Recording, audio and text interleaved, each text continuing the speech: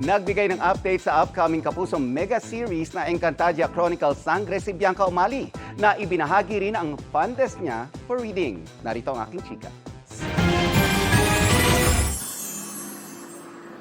In her happy place si Bianca Umali sa Philippine Book Festival 2025.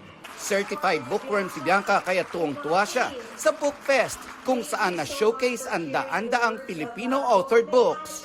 Libro ang masasabi kong luho ko sa buhay. And to be here and to see my fellow readers and critics also, nakaka-excite to know what their interests are and also to have the chance to read in front of them.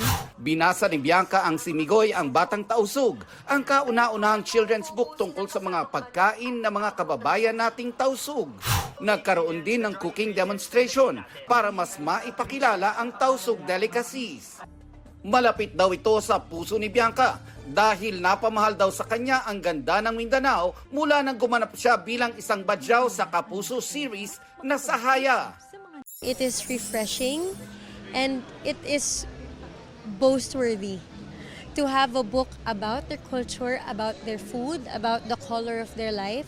Hindi naman makontain ni Bianca ang kanyang excitement dahil palapit na ng palapit ang airing ng kanilang mega series na Encantadia Chronicles Sangre.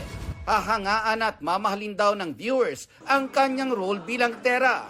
Hindi ako makapaghintay na maintindihan nila na kaya pala ito yung panahon na ginugol para sa Sangre kasi ito yung itsura niya.